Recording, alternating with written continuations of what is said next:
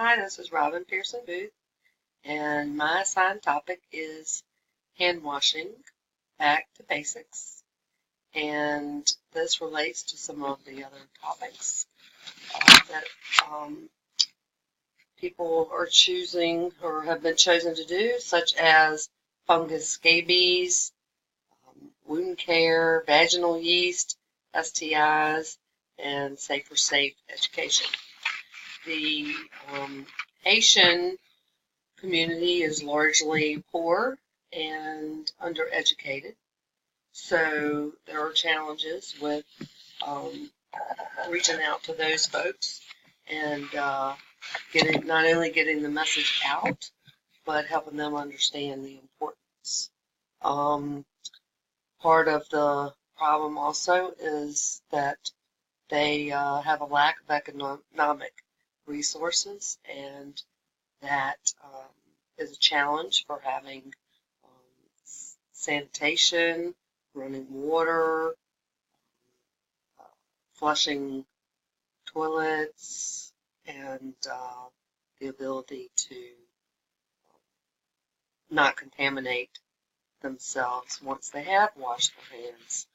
Of course, there's also the language barrier, which Haitians predominantly speak Creole, and they don't always understand the written instructions. Maybe there have been a lot of items donated, and all the instructions on these, hand sanitizers are in English. So it's important that they understand how to use soap or hand sanitizer, and that they would apply it topically and attempt to ingest, which knowing how they misuse oral antibiotics and using them topically, I could guess that they might misunderstand the use for hand sanitizers. So well-meaning people may donate these items, and they do not understand how to use them. Important to the Haitian culture is their religion. And I'm not sure if I'm pronouncing it correctly, but it is Vodou, spelled Vodou. And one of the articles that I read spoke that Vodou is actually a healthcare system grounded in a unique ontology.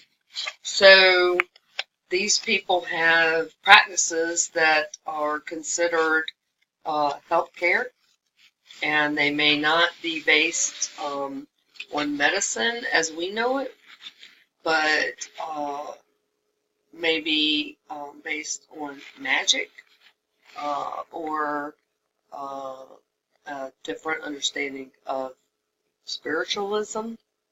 So that is a barrier at times where they've practiced something for so long, and we come in well-meaning and don't really honor their religion or their culture, and so they're skeptical. They don't trust us to be the experts that we think that we are. So, excuse me. So it's important for us to be sensitive to their culture and help teach them while still honoring their practices of religion. I found an interesting article, and I don't know if you can appreciate this picture, but this is a woman who is beside her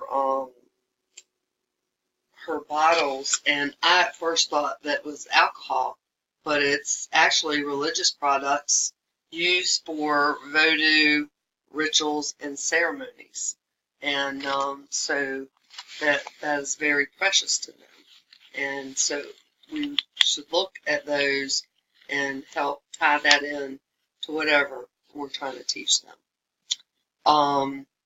Another thing that I found is important to communicate to them not only in their language, Creole, but probably even more impressive would be by pictures. So part of my plan is to develop something that is predominantly pictures, but also with their Creole language, something that they can relate to, and hopefully they will develop these habits, because we know that hand washing is something that is developed out of habits. So I will try to excuse me, to communicate the times for hand washing, which is before, during, and after preparing food, before eating food, before and after caring for someone who is sick, before and after treating a cut or a wound, which ties into another one of our topics, after using the bathroom, after changing diapers or cleaning up a child who has used the toilet, or maybe they defecated or urinated not using the toilet, using outside. After blowing their nose, coughing, or sneezing, after touching an animal, animal feed, or animal waste, and after handling pet food or pet treats, and finally after touching the garbage.